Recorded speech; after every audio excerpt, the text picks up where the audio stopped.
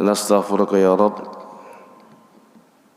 Awalan, assalamualaikum warahmatullahi wabarakatuh.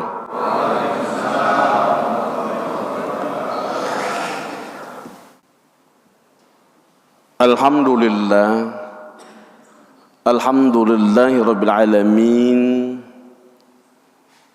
alladzi khalaqal insana fi ahsani taqwim, summa allazi anzal Qur'an hudan linnas wa bainatin minal huda wal furqan, summa alhamdulillah alladzi a'tana bi kasri ni'matul iman wa ni'matul islam. Allahumma fassalli wa sallim wa barik ala sayyidina Muhammad wa ala alihi wa sahbihi ajma'in. Amma ba'd, faqala ta'ala a'udzubillahi minasyaitonir rajim, bismillahirrahmanirrahim. Ya ayuhan nasu ubudu rabbakumul ladzi khalaqakum wal ladzina min qablikum la'allakum tattaqun. Wa qala rasuluhu fi hadisihi, taraktu fikum amrayni ma in tamassatum bihima lan tadillu abada fahiya kitabullah wa sunnah rasulih. Shadaqallahul azim. Salam ta'zim, salam hormat, salam sayang, salam cinta, salam kasih dari lubuk hati yang paling dalam kepada para pejuang subuh. Wah, ini bapak-bapak ini pejuang subuh ini, mujahid. Ya, berapa ini? 2, 4, 6, 8, 10, 12, 14, 16, 18, 20, 22, 23, 24, 25. Ada di belakang? Ada? 26. Allahu Akbar. Ya, 26 orang ini adalah pejuang subuh. Ya, mujahid. Ya, karena apa? Karena memang hanya pejuang yang mampu ya melawan hawa nafsunya. Nafsu ngantuk. Allah. Nafsu capek. Nafsu malas. Berjuang kita, ya Allah. Ada satu moto yang perlu kita ingat hari ini ya. Kata-kata hari ini istilah bahasanya. Beribadah itu memang tidak boleh terpaksa. Ingat Pak ya, beribadah memang tidak boleh terpaksa, tapi harus dipaksa. Ingat Pak, camkan itu. Ya, jadi kalau bangun pagi subuh ini nggak dipaksa, nggak bisa Pak. Dan siapapun nggak akan bisa menyuruh kita untuk datang ke masjid ini kalau bukan diri kita sendiri. Nah, ya kadang-kadang alarm udah bunyi Pak, itu bisa ditendang itu. Udah bunyi alarm.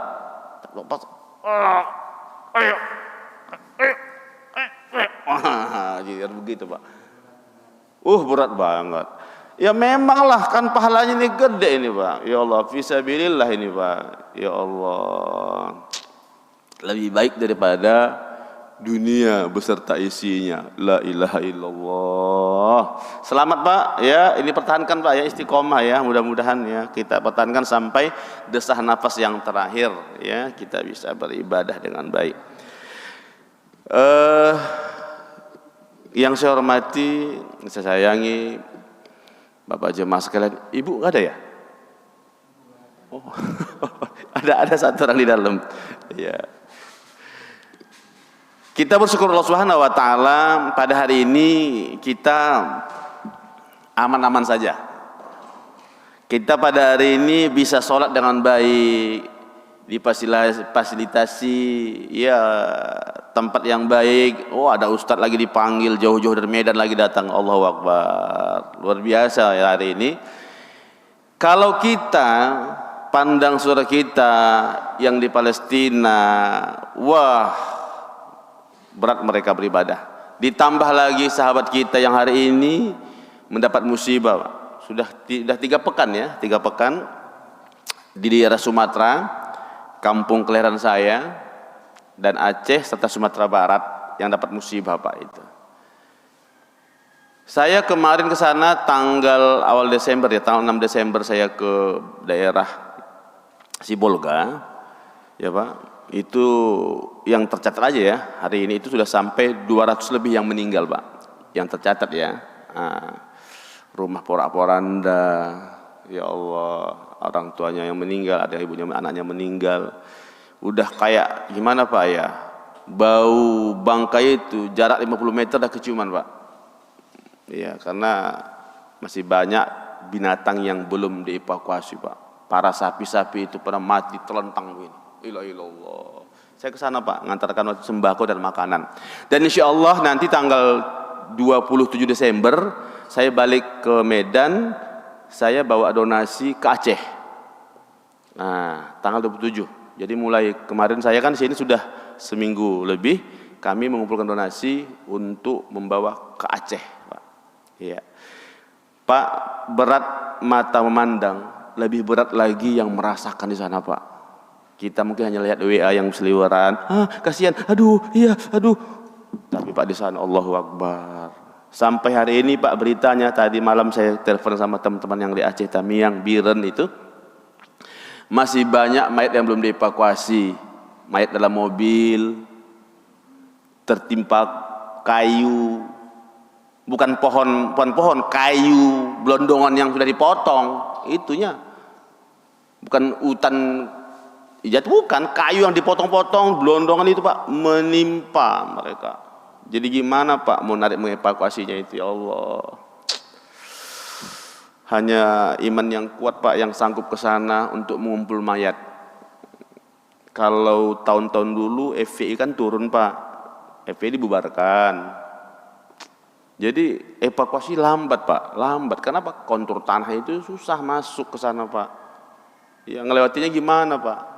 Adapun bantuan ngangkatnya pun susah masuk Pak.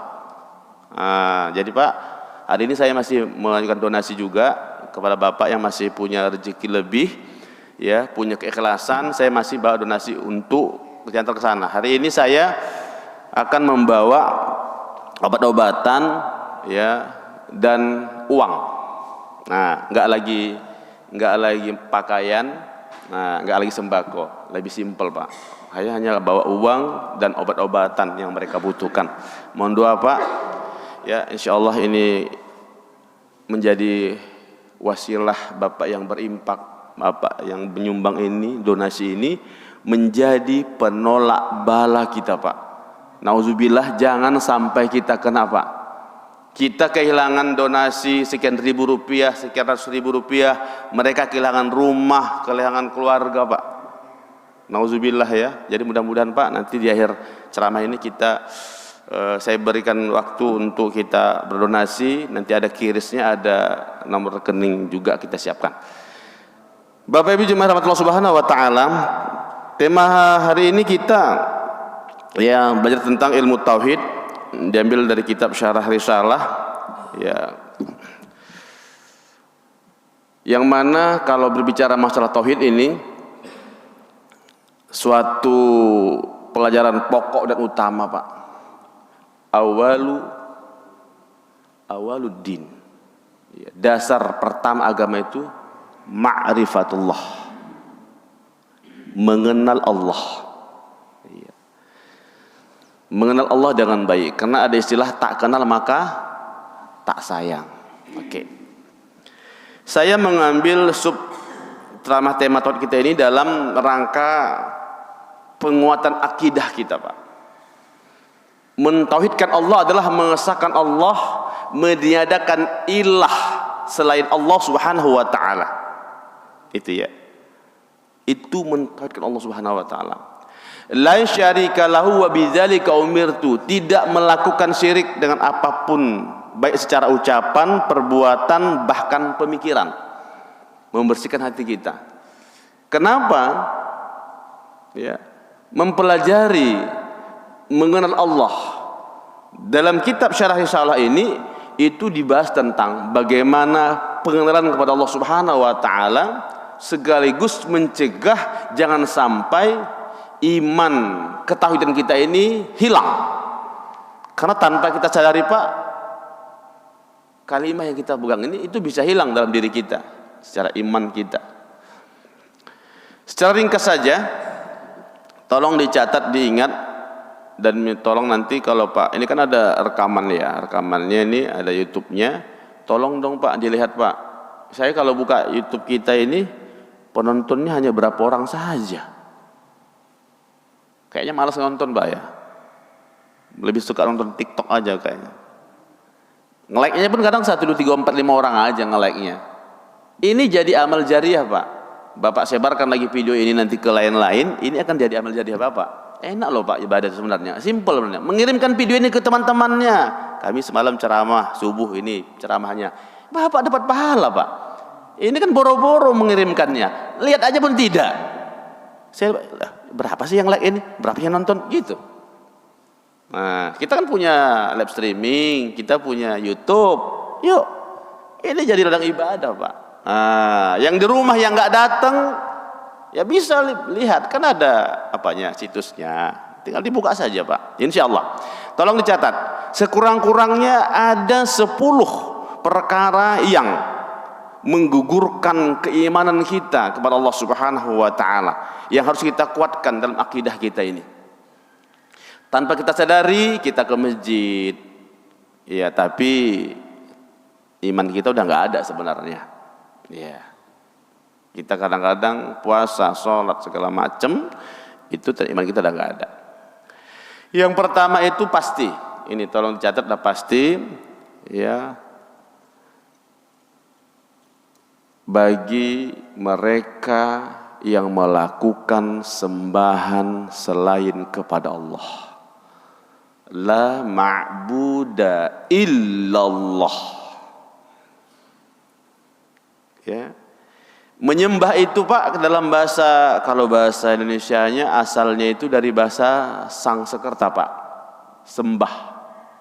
Bahasa Sangsekerta. Sembahyang. Nah itu ya.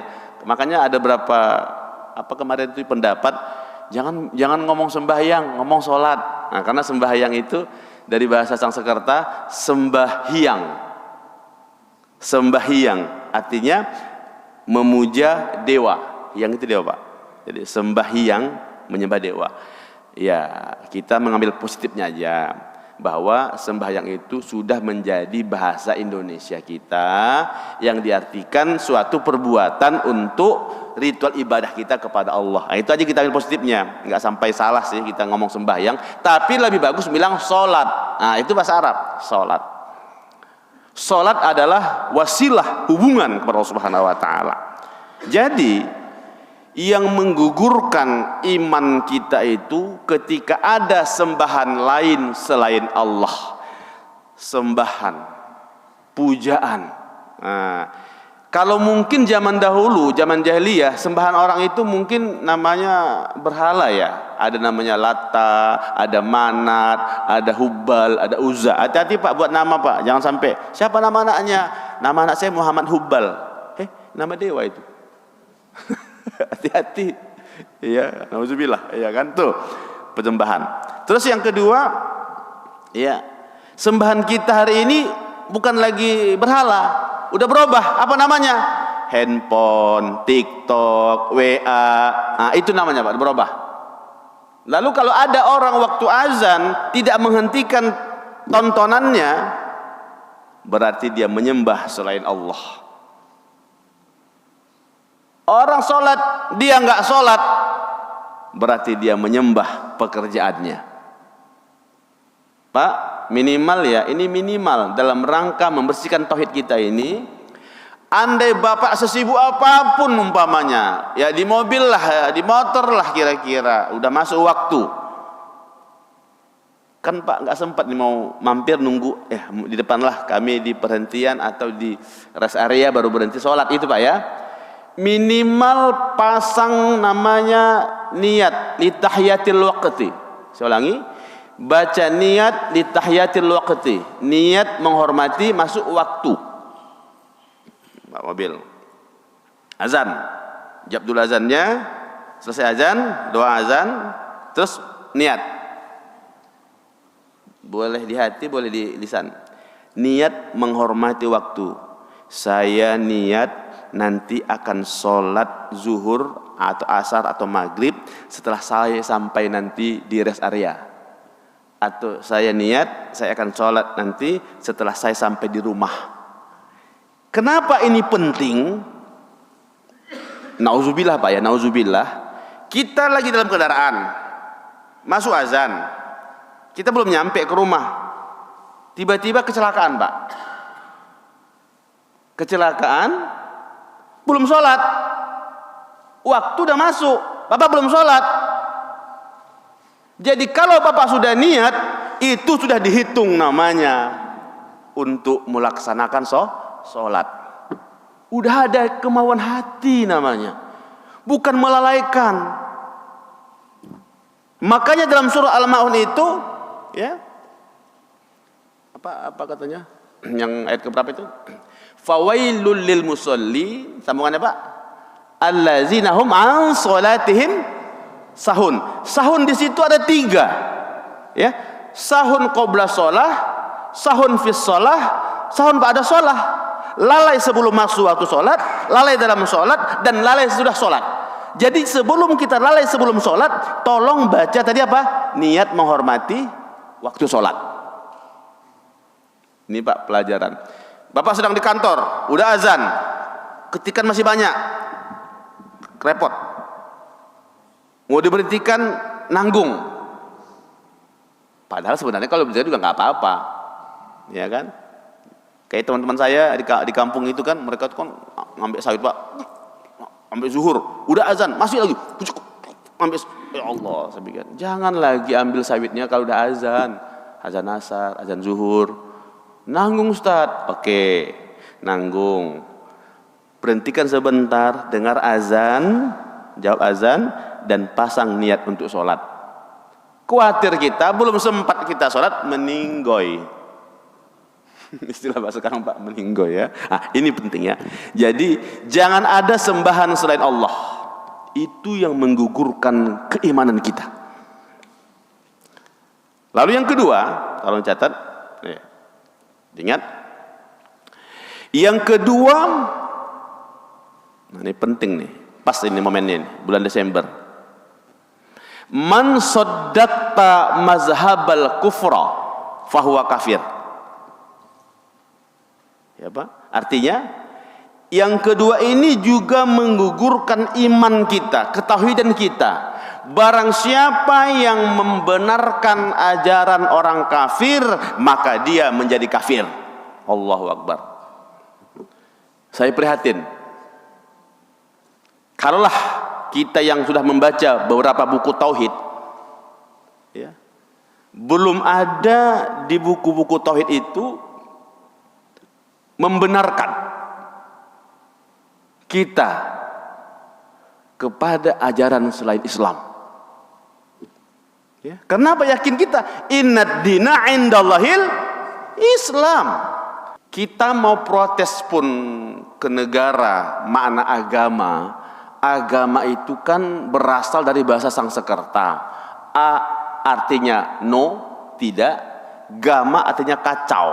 Kalau agama tidak kacau. Jadi Islam bukan hanya membahas kacau tidak kacau. Enggak. Islam itu adalah ad-din, masdarnya ad-din adalah hukum. Ya kan? Hukum, peraturan yang mengikat, itu din. Bisa juga diartikan dengan dainun, al-wa'du dainun, janji itu adalah hutang.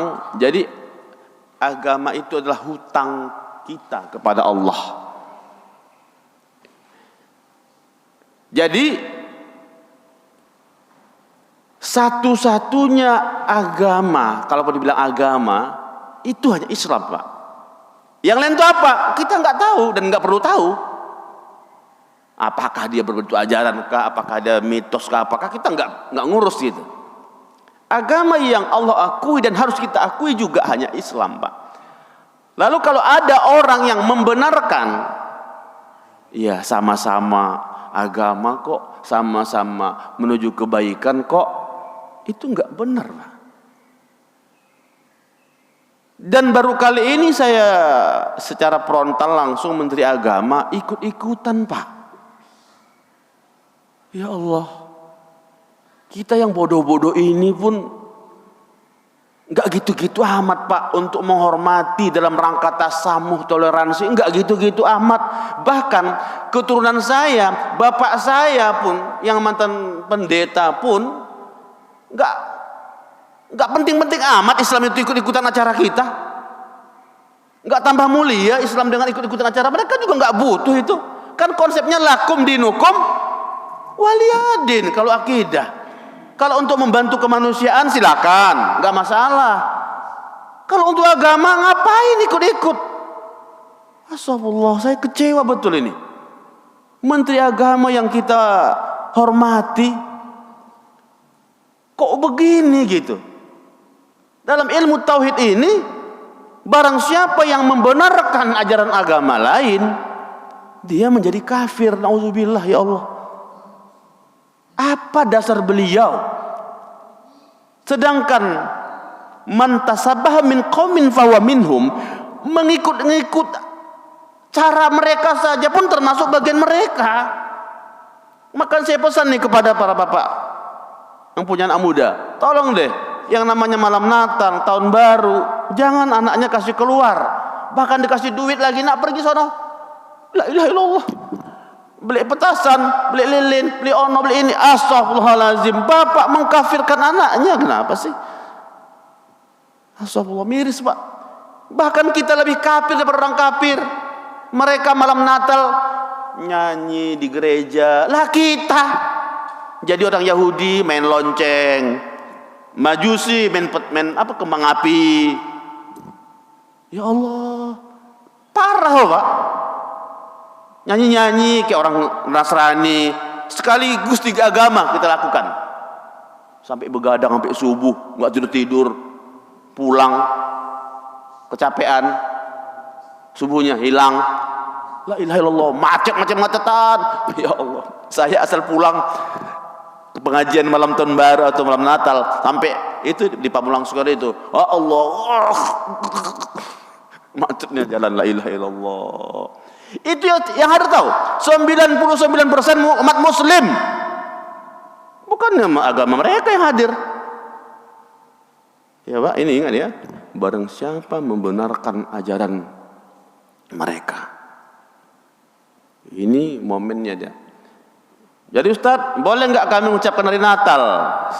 Walau banyak khilaf pendapat mengatakan antara boleh dan tidak, saya tegas mengatakan tidak boleh dan tidak perlu, nggak penting.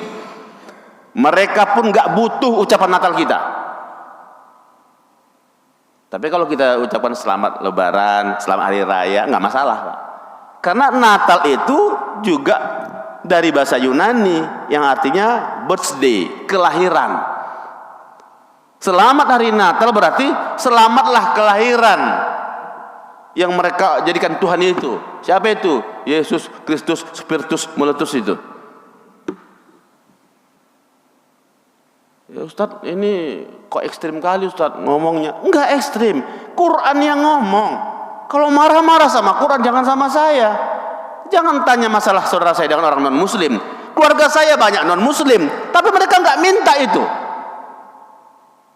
Nggak butuh mereka supaya saya dihormati mereka, enggak.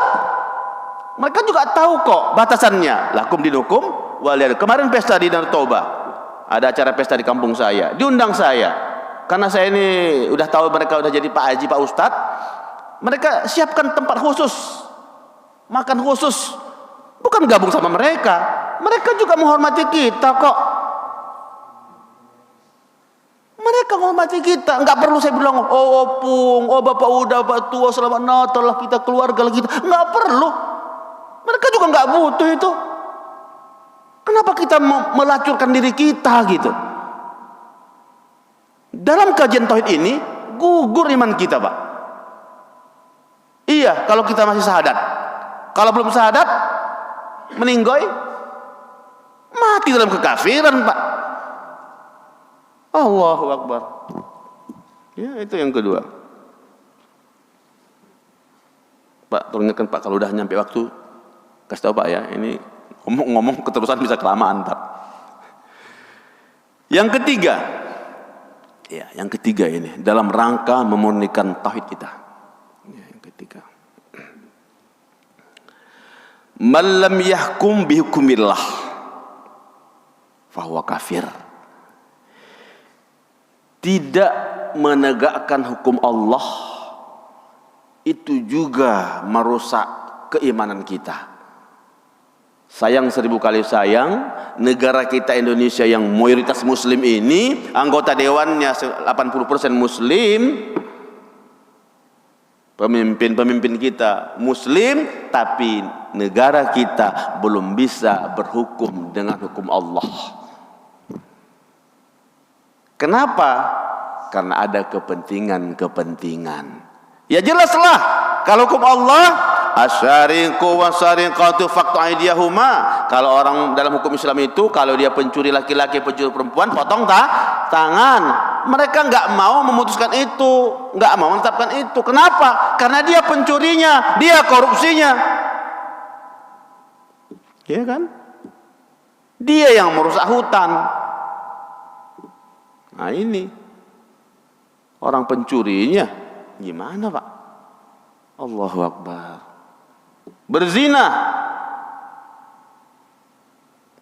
Berzina hukumnya, kalau dia muhson itu 100 mi'ata jaldah, 100 cambukan. Ya. Kalau dia belum menikah 100 kali cambukan. Biasanya mati biasanya. Tapi kalau udah enggak mati, diusir dari kampung. Kalau yang udah menikah berzina, ditanam di tanah sampai lehernya. Bapak kalau nanti ke Mekah, mampir deh ke masjid apa yang sebelum apa Tanim, sebelum Mekah, Masjid Qisas. Ya, Qisas. Jaraknya paling-paling 7 kilo lah dari Mekah itu, ya. Tiap hari Jumat, habis sholat Jumat ada Qisas. Yang mencuri potong tangan, yang berzina dirajam. Boleh datang tapi nggak boleh bawa kamera. Kalau dia udah menikah, ditanam, kepalanya doang tinggal, tutup dengan kain hitam, dilempar dengan batu kecil Pak, kepalanya. Allahu Akbar, Allahu Akbar, Allahu Akbar, dilempar. Yang mematikan dia bukan batu kecil itu, tertimbun penuh batu, nggak bernapas lagi Pak, mati. Itu hukum Islam kita. Menjadi efek jerah untuk orang tidak lagi berzina. Lah, di negara kita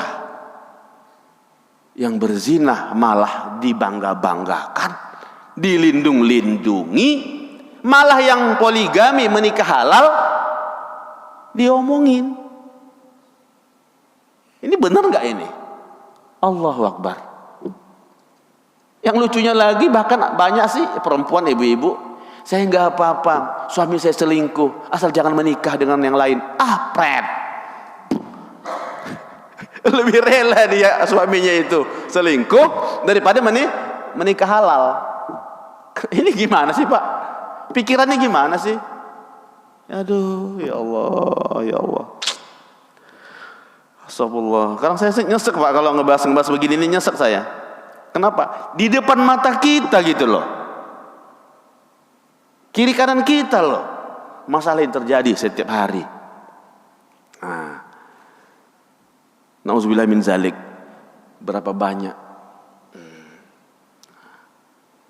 Ya ingat, tidak berhukum dengan hukum Allah. Hukum Allah itu Pak lengkap Pak, lengkap. Iya. Jadi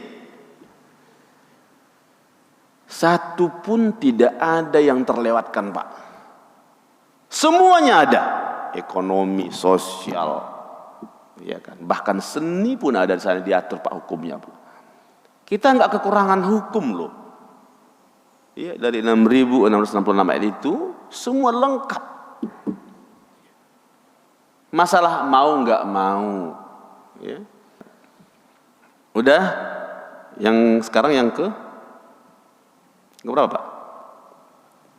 Nah, halo, 4, 5, 6, 7. Yuk, yang berikutnya. Tadi ingat ya. Yang pertama tadi kita ulang lagi Pak. Apa yang pertama tadi? Tidak ada sembahan selain Allah. Itu yang pertama. Jangan sampai gugur iman kita Pak ya. Terus yang kedua tadi membenarkan ajaran orang kafir. Yang ketiga barusan tadi yaitu apa yang ketiga tadi? Tidak melakukan, tidak berhukum dengan hukum Allah. Satu lagi deh. Nanti kan mungkin tanya jawab ya. Yang keempat, ini tolong diingat juga. Yang keempat, ta'alluq bi ghairillah, meminta bantuan kepada selain Allah. Ya Pak, meminta bantuan. Kalau meminta bantuan itu ya kepada Allah. Tapi kita sebagai manusia, apakah salah Ustaz kalau kita minta bantu kepada manusia? Boleh minta bantu kepada makhluk, tapi dengan hakikat bahwa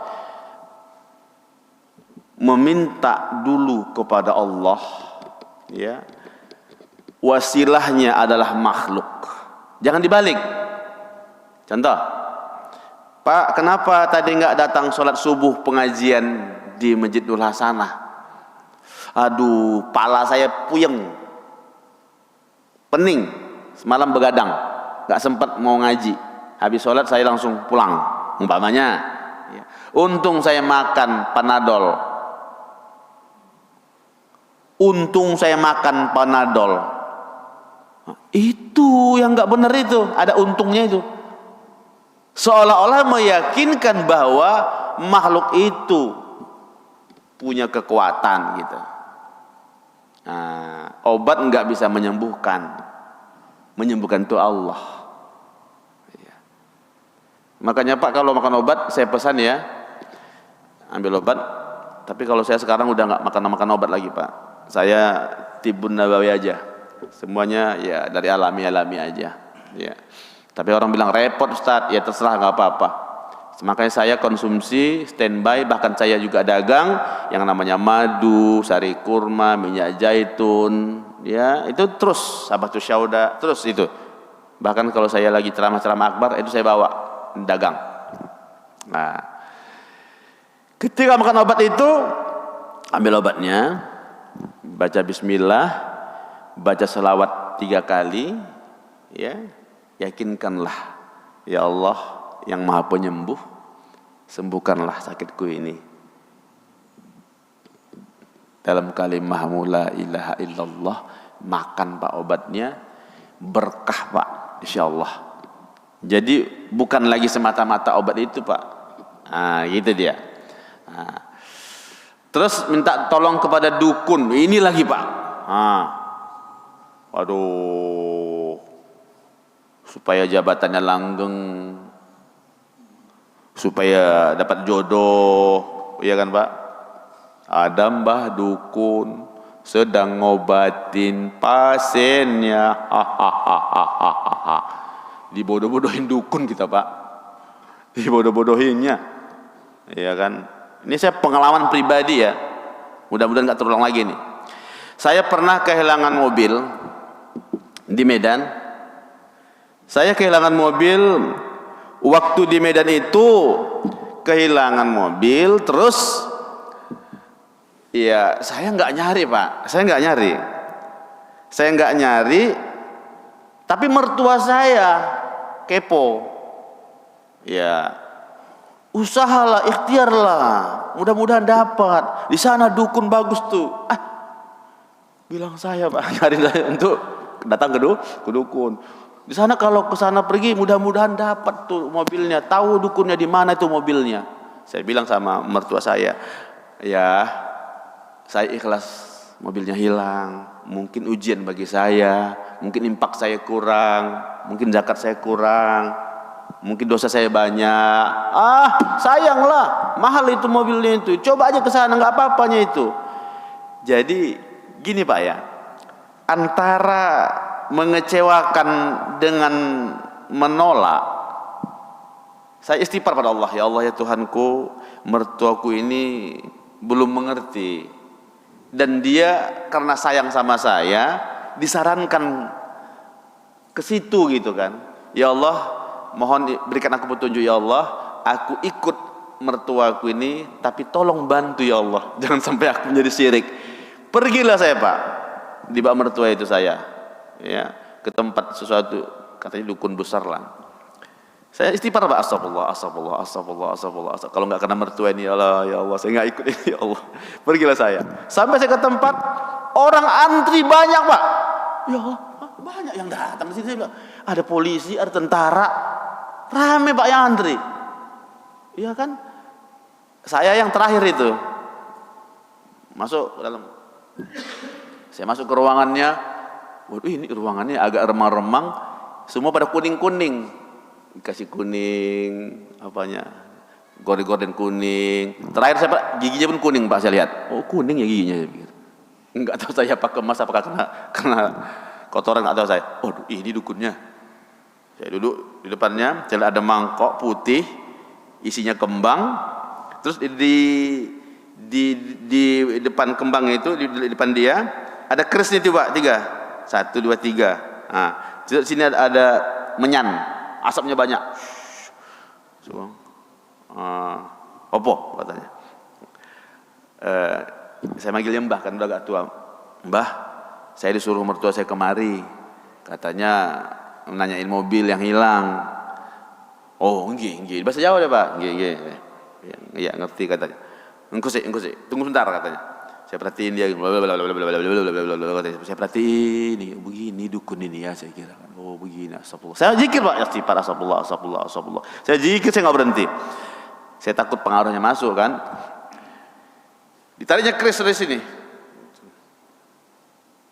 masukkannya ke dalam air, ke air kembang. Udah, dulu itu, belum. Yang pertama belum. Kirikan kepala, letakkan kerisnya. Ambil dari kiri, masukkan lagi ke air ke sini. Orono nggak ada katanya. Ambil tengah, masukkan ke lagi. Suruh saya lihat, dulu iku katanya. Saya lihatlah Pak, ke dalam apa itu? Ke dalam mangkok yang berisi air kembang itu kan. Kayak ada orang Pak. Ada bayang-bayang orang. Dalam saya udah hampir iya saya nih. Keren juga dukun ini gitu. Kok bisa ada kayak ada orang nih di situ gitu kan. Tapi saya itu istighfar, astagfirullah. Oh, iku uonge. Itulah orangnya katanya Pak. Jadi saya kan udah mulai mau percaya. Mungkin setan yang mengarahkan saya percaya. Qadarullah. Jadi mangkok yang ada air tadi itu kan mangkok kaca bening, ditaburi dengan kembang-kembang Pak, kembang-kembang itu. Ada sedikit kebuka Pak, kembang itu kebuka. Ya.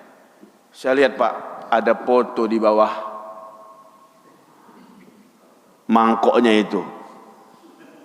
Oh, saya langsung astagfirullah. Saya langsung bangkit Pak. Apa ini saya bilang? Kurang ajar Mbah, saya bilang gitu kan.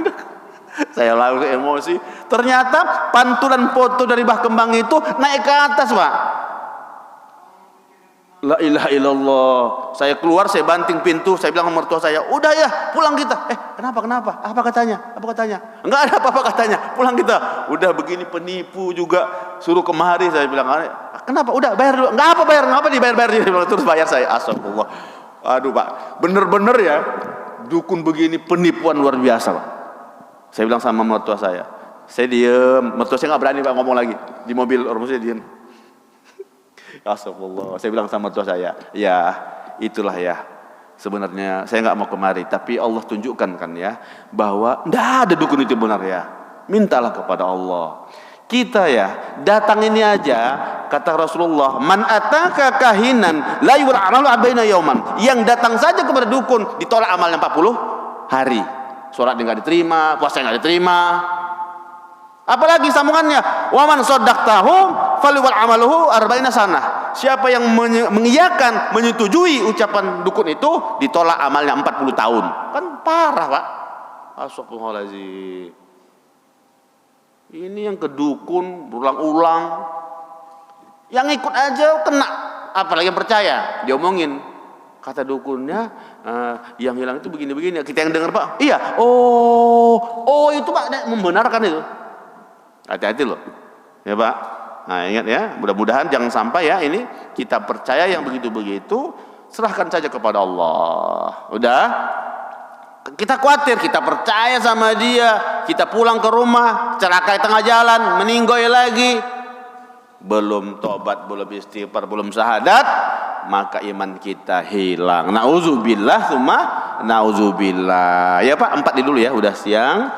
Kita padakan di sini ya. Mudah-mudahan ya kita semua ini ya kuatlah Pak ya, menggenggam iman kita ini seperti menggenggam bara api sampai menjadi arang, menjadi abu.